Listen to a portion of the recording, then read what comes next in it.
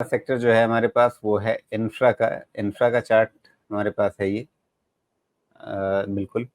इसमें भी कुछ हद तक हमें मतलब मैं तो घबरा गया था कि मेटल वाला ही तो दोबारा नहीं खोल दिया है। सब कुछ वैसा ही काफ़ी हद तक दिख रहा है। नहीं, आपने ठीक किया है इसको खोल के राजीव जी। इंफ्रा में ना थोड़ा नहीं, एक्सट्रीम कॉशन का सिचुएशन, बिकॉज़ इसमें बहुत ही अच्छा राउंडिंग टॉप होना शुरू हो गया है। और इंफ्रास्ट्रक्चर में प्रॉब्लम क्या है समझाता हूँ।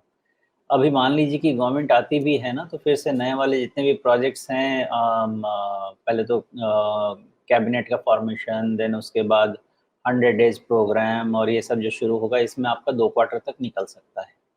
इसलिए इंफ्रास्ट्रक्चर जो कि एक लॉन्ग जेस्टेशन पीरियड वाला सेक्टर होता है, जिसमें आपको कैश फ्लो रियलाइज़ करने में समय लगता है। एक तो इसमें आपको मार्जिन का ही इश्यू हो जाता है, बिकॉज़ बिडिंग प्रोसेस के थ्रू आप जाते हैं।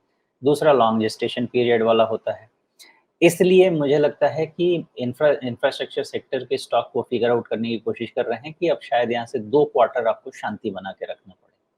उस केस में या तो आपको इसमें रिटर्न नहीं मिलेगा, या अगर अगले 1 क्वार्टर में बहुत ज़्यादा कुछ ख़ास नहीं दिखा ऑर्डर बुक में, तो हो सकता है कि इसका भी लंबा 10% वाला या उससे ज़्यादा करेक्शन देखने को मिलेगा। तो इंफ्रा सेक्टर आपको कंप्लीट कॉशन बता रहा है।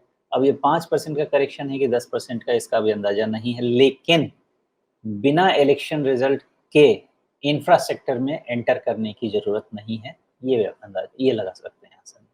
जी।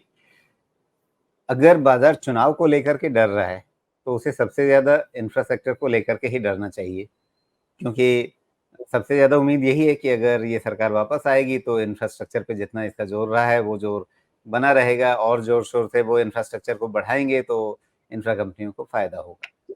तो अगर मसला सारा ये है कि 4 जून को क्या नतीजे आने वाले हैं, तो फिर क्या निफ्टी इंफ्रा में एक सडन डिप मिल सकता है? क्योंकि 50 है डे तो मूविंग एवरेज छोड़ चुका है। वो सिचुएशन बना हुआ है राजीव जी, और इसको अगर आपको पढ़ना है ना, तो आप 13th मार्च का सिर्फ कैंडल देख लीजिए।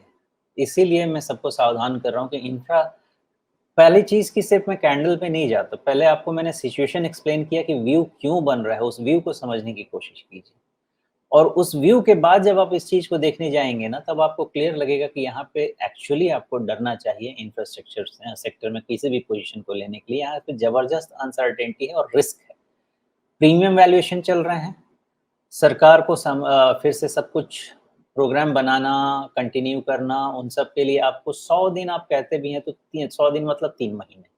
शुरू भी करते हैं तो उसका 3 महीना और तो चीज़ों को रियलाइज़ करने में लग जाता है, 2 क्वार्टर तो गया ऐसे भी हाथ से। तो वो एडजस्टमेंट शायद ये सेक्टर करेगा, और इसलिए यहाँ पे सावधान।